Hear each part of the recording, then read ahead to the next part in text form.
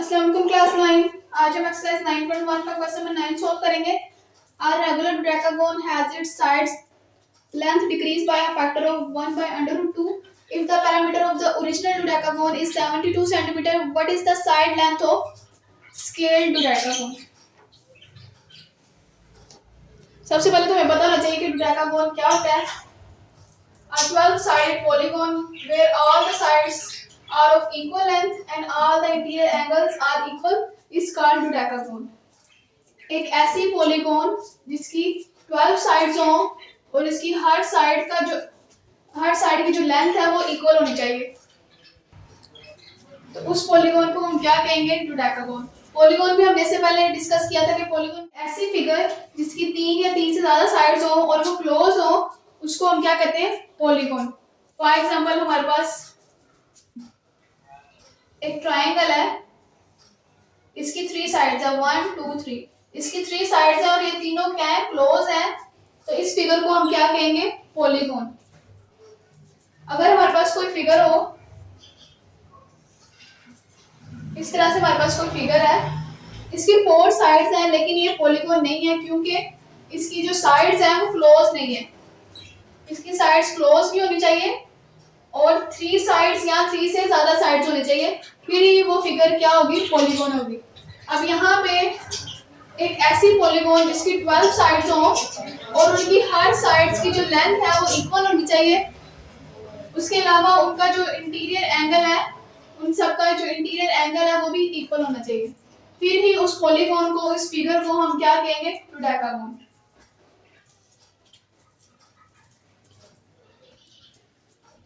Interior angle कौन सा होता है?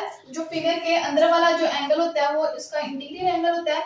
अगर इस फिगर की अगर हम ये बाहर वाला एंगल देखें इस तरह से, ये हमारे पास एक स्क्वायर है, इसके अंदर वाला एंगल ये 90 का है, तो यहाँ से यहाँ तक ये पूरा एंगल जो होता है, यहाँ से यहाँ तक ये 180 का होता है। अगर यहाँ पे अंदर जो 90 का है तो ये बाहर वाला भी बाकी 90 का होगा, फिर तो ये पूरा 180 बनेगा। 90 प्लस 90 180, तो इसका इंटीरियर एंगल 90 है और एक्सटीरियर एंगल भी 90 है। तो यहाँ पर उन्होंने क्या कहा है कि उसके इंटीरियर एंगल जो है वो इक्वल होने चाहिए, डोडेकागोन के इंटीरियर एंगल इक्वल होने चाहिए। अब हम आगे जाके इंटीरियर एंगल निकालने के लिए एक फॉर्मूला यूज करेंगे। एक फॉर्मूला हमारे पास sum of the interior angle, sum of interior angle n minus 2 multiply 180। अगर हमने इंटीरियर एंगल्स का सम फाइंड करना है तो फिर हम ये वाला फॉर्मूला यूज करेंगे, n minus 2 divided by multiply by 180। n यहाँ पे क्या होगा? n होगा हमारे पास नंबर ऑफ साइड्स। अगर हम स्क्वायर के इंटीरियर एंगल का सम फाइंड करेंगे तो इसकी साइड्स कितनी है? 1 2 3 4, तो यहाँ पे n की जगह पे क्या आएगा? 4 आएगा।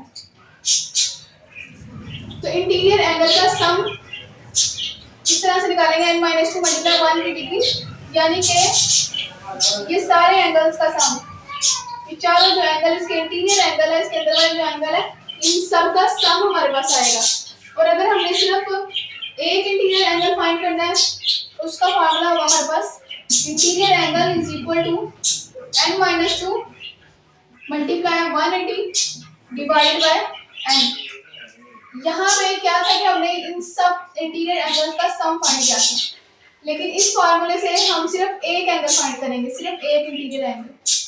अगर सिर्फ एक इंटीरियर एंगल फाइंड करना है फिर हम ये वाला फार्मूला यूज करेंगे, अगर सब इंटीरियर एंगल्स का सम फाइंड करना है तो फिर ये वाला फार्मूला यूज करेंगे। तो डोडेकागोन क्या है हमारे पास? एक ऐसी पॉलीगॉन जिसकी 12 साइड्स हो और उसकी हर साइड की जो लेंथ है वो इक्वल होनी चाहिए और उनके इंटीरियर एंगल्स भी इक्वल होने चाहिए, फिर उस फिगर को, उस पॉलीगॉन को हम क्या कहेंगे? डोडेकागोन। हमारे पास कुछ इस तरह की होती है, इसकी 12 साइड्स हैं, 1 2 3 4 5 6 7 8 9 10 11 12, ये 12 साइडेड पॉलीगॉन है। 3 से ज्यादा साइड्स हैं इसकी और ये सारी क्लोज्ड है, तो ये एक पॉलीगॉन है। तो 12 साइडेड पॉलीगॉन है और इन सब की लेंथ इक्वल है और इनके इंटीरियर एंगल भी इक्वल है, तो ये एक डोडेकागोन है। गिवन है कि जो डोडेकागोन का पैरामीटर है वो 72 सेंटीमीटर है। द पैरामीटर ऑफ डेकागोन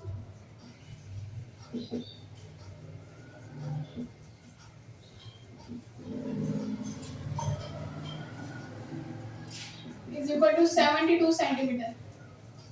अब पैरामीटर क्या होता है, और किसी भी ट्राइंगल, स्क्वायर वगैरह किसी भी फिगर का हम पैरामीटर कैसे फाइंड करते हैं। फॉर एग्जांपल हमारे पास एक ट्राइंगल है, ट्राइंगल ए बी सी। अब इसका पैरामीटर कैसे फाइंड करेंगे, ये वाली साइड इसकी लेंथ प्लस बीसी साइड की लेंथ प्लस सीए साइड, यानी तीनों साइड्स की जो लेंथ का सम होगा वो हमारे पास पैरामीटर होगा। तो इस ट्राइंगल का पैरामीटर कैसे फाइंड करेंगे, length of A B plus length of B C plus length of A C. जितनी भी साइड्स होंगी उन सब साइड्स की लेंथ को अगर हम ऐड कर देंगे तो हमारे पास पैरामीटर आ जाएगा। अगर हमारे पास एक स्क्वायर है हमारे पास, इसकी ये लेंथ है हमारे पास x, और स्क्वायर की चारों साइड्स इक्वल होती हैं, ये भी x है, ये भी x और ये भी x है। तो अब हम इसका पैरामीटर कैसे फाइंड करेंगे, पैरामीटर इज इक्वल टू चारों साइड्स को ऐड कर देंगे, x प्लस x और प्लस x। चारों साइड्स x है तो चारों को ऐड कर देंगे। अगर हम इसको ऐड करेंगे तो 1x plus 1x plus 1x, चारों के साथ 1 है, जब x को ऐड करेंगे तो उनके कोफिशिएंट ऐड होंगे, 1 प्लस 1 2, 2 प्लस 1 3, 3 प्लस 1 4, 4x। इस तरह से भी कर सकते हैं, लेकिन यहाँ पे तो चार साइड्स थी सिर्फ, तो हमने इनको सिंपली ऐड कर लिया था तो हमारे पास 4x आ गया था। अगर हमारे पास साइड ज्यादा हो फिर हम इस तरह तो नहीं ना कर सकते कि हर साइड को ऐड, और हर साइड अगर x हो तो x प्लस x कितनी दफा हमें x लिखना पड़ेगा। अगर हम इसको सिंपली लिख लें, जितनी भी साइड्स हो उसको एक साइड के साथ मल्टीप्लाई करवा दें, 4 साइड्स है 1 2 3 4, 4 को एक साइड की लेंथ के साथ मल्टीप्लाई करवा दें तो वो पैरामीटर आ जाएगा हमारे पास। तो यहाँ पे हमारे पास डोडेकागोन है, तो डोडेकागोन की 12 साइड्स हैं, तो अब हमें उसका पैरामीटर चाहिए। तो अगर हम डोडेकागोन का पैरामीटर फाइंड करेंगे तो हमें 12 साइड्स की लेंथ को ऐड करना होगा, क्योंकि डोडेकागोन की साइड्स जो सारी साइड्स इक्वल होती हैं, तो अगर उसकी एक साइड की लेंथ x है उसकी 12 साइड्स की लेंथ भी x ही होगी। तो अगर हम उसको इस तरह लिखने की बजाय x plus x 12 times x लिखने की बजाय हम उसको इस तरह से भी लिख सकते हैं 12x, यानी जो भी एक साइड की लेंथ है उसको 12 से मल्टीप्लाई कर दें, हमारे पास पैरामीटर आ जाएगा, क्योंकि ये भी इसी के इक्वल है। 12x किसके इक्वल है, x plus x up to so on x, यानी कि अगर हम x को 12 टाइम्स ऐड करें तो फिर हमारे पास 12x आता है। तो x को 12 दफा लिखने की बजाय हम उसको लिख लेते हैं 12x, क्योंकि ये दोनों सेम ही होते हैं। तो इसलिए यहाँ पे उन्होंने हमें क्या बताया हुआ है कि जो डोडेकागोन का पैरामीटर है वो 72 है, यानी उसकी 12 साइड्स है, उसकी सारी साइड्स को ऐड करके हमारे पास आंसर क्या आता है 72 आ रहा है, उसका पैरामीटर 72 है। अगर उसका टोटल पैरामीटर 72 है तो फिर उसकी एक साइड कितनी होगी, और अगर एक साइड निकालनी हो तो फिर हम वो साइड कैसे निकालेंगे। अगर हमें पैरामीटर गिवन हो और हमने एक साइड की लेंथ फाइंड करनी हो तो फिर वो कैसे फाइंड करेंगे। फॉर एग्जांपल हमें गिवन है कि इस स्क्वायर का जो पैरामीटर है वो स्क्वायर का पैरामीटर हमारे पास है 8 सेंटीमीटर। अगर इस स्क्वायर का पैरामीटर 8 सेंटीमीटर है तो फिर इसकी एक साइड कितने सेंटीमीटर की होगी। तो हमें पता है कि स्क्वायर की 4 साइड्स होती है और वो 4 साइड्स इक्वल होती हैं। हम लेट कर लेते हैं कि इसकी एक साइड जो है वो x है, इसकी एक साइड x है और इसकी टोटल 4 साइड्स है। तो इसका पैरामीटर स्क्वायर का क्या होगा p = 4x। अब p की जगह पे हम ये वैल्यू पुट कर देंगे 8 = 4x। x की वैल्यू फाइंड करनी है तो 4 वहां जाके डिवाइड हो जाएगा, 4 1 the 4, 4 2 the 8, तो x = 2 आ जाएगा। x की वैल्यू क्या आ गई 2, इसका मतलब इसकी एक साइड जो है वो 2 सेंटीमीटर की है। अगर ये 2 किया है तो ये भी 2 सेंटीमीटर है, ये भी 2 सेंटीमीटर है और ये भी 2 centimetre.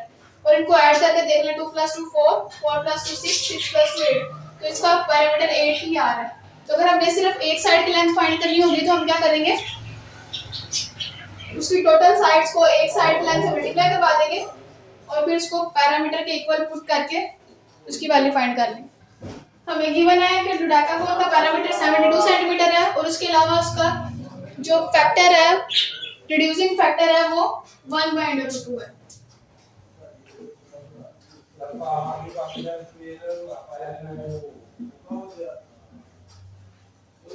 Length is decreased by the factor, book पे 1/√2 है लेकिन यहाँ पे √2 होना चाहिए था, तो इसको ठीक कर लेंगे, √2 आएगा इधर। तो यहाँ पे हमें पैरामीटर गिवन है कि डोडेकागोन का पैरामीटर 72 सेंटीमीटर है। अगर उसका टोटल यानी सारी साइड्स का जो सम है वो 72 है तो उसकी एक साइड कितने सेंटीमीटर की होगी। ये हमारे पास एक डोडेकागोन है,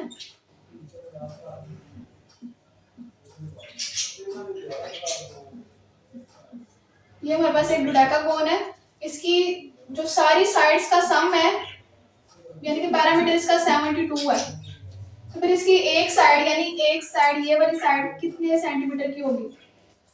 हम लेट कर लेते हैं इसकी एक साइड L सेंटीमीटर की है या फिर X सेंटीमीटर कर लें, L या फिर X कोई भी आप उसको नाम दे सकते हैं। और जैसे कि हमें पता है इसकी टोटल 12 साइड्स हैं, अगर हम सारी साइड्स को ऐड करेंगे, इधर हम L कर लेते हैं, एक साइड इसकी L सेंटीमीटर है और इसकी टोटल 12 साइड्स हैं, तो अगर हम L को 12 से मल्टीप्लाई कर देंगे तो हमारे पास डोडेकागोन का पैरामीटर आ जाएगा। लेट कर लेते हैं, let L be the length of each side of डोडेकागोन।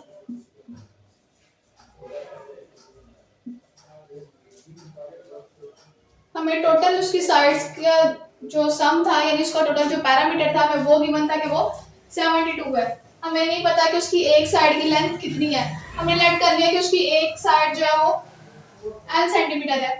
अब हमें पता है कि जो डोडेकागोन की सारी साइड जो होती हैं वो इक्वल होती हैं, अगर ये वाली साइड L है तो ये साइड भी L होगी, ये वाली साइड की सारी साइड्स L सेंटीमीटर होंगी। तो पैरामीटर के लिए हम क्या करते हैं, सारी साइड्स को प्लस कर देते हैं तो वो हमारे पास उस फिगर का पैरामीटर आ जाता है। अब यहाँ पे जो L है वो 12 टाइम्स ऐड हो रहा है, तो बजाय इसके कि हम उसको 12 टाइम्स L को लिखें, हम इस तरह से इसको लिख सकते हैं L × 12, तो उसका पैरामीटर किसके इक्वल आ जाएगा, सो P = L × 12। तो इस डोडेकागोन का पैरामीटर क्या आता है हमारे पास, P = L × 12। लेकिन हमें गिवन है कि उसका पैरामीटर जो है वो 72 सेंटीमीटर है, तो यहाँ पे P की वैल्यू क्या है हमारे पास 72 सेंटीमीटर, तो यहाँ पे P की वैल्यू पुट कर देंगे 72 = L × 12। अब हमने L की वैल्यू फाइंड करनी है, 12 को वहां जाके डिवाइड करवा देंगे, इन दोनों की कटिंग कर देंगे, 12 1 * 12, 12 6 72, 6 = L। हमारे पास L की वैल्यू क्या आ गई है 6, यानी कि इसकी हर साइड जो है वो 6 सेंटीमीटर है, ये भी 6 6, ये सारी साइड्स 6 सेंटीमीटर, और इनको 6 को सब साइड्स को प्लस करेंगे तो हमारे पास 72 आ जाएगा। तो हमारे पास इसकी लेंथ आ गई है, डोडेकागोन की लेंथ आ गई है। अब हमने क्या करना है, इसको रिड्यूस करना है, किस फैक्टर के साथ, √2 के साथ। अब हमने इसकी लेंथ को रिड्यूस करना है फैक्टर √2 के साथ, तो उससे पहले हमें पता होना चाहिए कि रिड्यूसिंग फैक्टर क्या होता है। रिड्यूसिंग फैक्टर क्या होता है, reduce factor or reducing fraction to decrease something by factor. क्या होता है, किसी भी चीज को वो कम कर देता है उस फैक्टर से डिवाइड करके उस चीज को कम कर देता है, तो उसको क्या कहते हैं, रिड्यूसिंग फैक्टर। तो यहाँ पे हमारे पास रिड्यूसिंग फैक्टर क्या है, √2, तो हमने किसको रिड्यूस करना है, इस लेंथ को, L लेंथ को रिड्यूस करना है, तो हम इसको इसके साथ डिवाइड करवा देंगे तो हमारे पास रिड्यूसिंग लेंथ आ जाएगी। अब ये लेंथ रिड्यूस हो जाएगी तो ये चेंज हो जाएगी, तो हम लेट कर लेते हैं कि वो स्मॉल L है, लेट कर लेते कि let L be the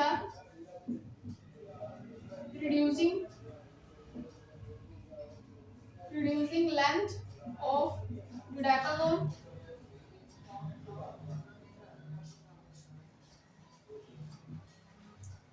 L is equal to, कैसे रिड्यूस करेंगे, इस लेंथ को डिवाइड कर देंगे अंडर रूट टू के साथ या यूज फैक्टर के साथ डिवाइड कर देंगे।